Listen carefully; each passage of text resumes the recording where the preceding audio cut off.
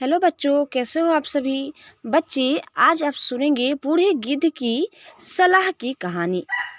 किसी जंगल में गिद्धों का एक झुंड रहा करता था। उनका पूरा झुंड एक साथ उड़ना भरते और साथ में ही शिकार करते थे। एक बार वो सभी उड़ते उड़ते किसी टापू पर पहुंच गए।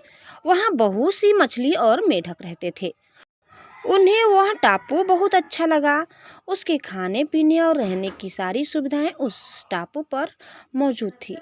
सभी गिद्ध उसी टापू पर रहने लगे। अब उन्हें शिकार के लिए कहीं जाना ही नहीं पड़ता था। सभी बिना किसी मेहनत के भरपेट भोजन करते और उस टापू पर आसन में जीवन जीने लगे। उसी झुंड में एक बूढ़ा गिद्ध भी रहता था। वह बूढ़ा गिद्ध यह सब देखकर बहुत परेशान रहता था। उसे अपने साथियों की आलस भरी दशा देखकर चिंता होने लगी। वे सभी गिद्धों को कई बार चेतावनी भी देता कि मित्रों, हमें फिर से शिकार के लिए उड़ान भरनी चाहिए, ताकि हम अपना शिकार करने की कला को और भी मजबूत बनाए रख सके। अगर ऐसे ही आलस करेंगे तो एक दिन हम शिकार करना तक भूल जाएंगे। इसीलिए हमें जल्द ही अपने पुराने जंगल में वापस जाना चाहिए। उस बूढ़े गिद्ध की सलाह सुनकर सभी गिद्ध हंसने लगे। वह उसका मजाक बनाने लगे। उन्होंने कहा कि बूढ़ा होने की वजह से इसका दिमाग खराब हो गया है, लेकिन यह हमें आरामदायक जीवन छोड़कर जाने की सलाह दे रहे हैं। ये कहकर गिद्धों के झुंड से उस टापू से जाने से मना कर दिया।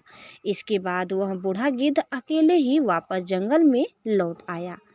कुछ दिनों के बाद उस बूढ़े गिद्ध ने सोचा कि बहुत समय हो गया, चलो उस टापू पर जाता हूँ और वहाँ पर अपने सगे लोगों और दोस्तों से मिलकर आता हूँ। वह बूढ़ा गिद्ध जैसे ही उस टापू पर पहुंचा, वहां की हालत देखकर वह हैरान रह गया। वहां का दृश्य बहुत भयानक था। उस टापू पर मौजूद सभी गिद्ध मर गए थे। वहां पर सिर्फ उनकी लाशें ही पड़ी थी। तभी उसे कोने में एक घायल गिद्ध दिखाई दिया। वह उसके पास गया और वहां की हालत के बारे में पूछा। उसने बताया कि कुछ दिन पहले इस टापू पर चीतों का एक झुंड आया था, जिन्होंने उन पर हमला कर दिया और सबको मार दिया। हम लोग बहुत समय से ऊंचा उड़े नहीं थे, तो हम अपनी जान भी नहीं बचा सके। हमारे पंजों में उनसे मुकाबला करने की क्षमता भी कम हो गई थी। उस घायल गिद्ध की बात सुनकर बूढ़े गिद्ध को बहुत दुख हुआ। उसके मरने के बाद बूढ़ा गिद्ध वापस से अपने जंगल में वापस चला आया। बच्चों, कहानी से सीख हमें हर हाल में अपनी शक्ति और अधिकारों की रक्षा करनी चाहिए। अगर आलस की वजह से अपना कर्तव्य करना छोड़ देंगे तो भविष्य में यह हमारे लिए घातक हो सकता है। बच्चों, आपको हमारा आज का यह वीडियो कैसा लगा कमेंट करके ज़रूर बताइए।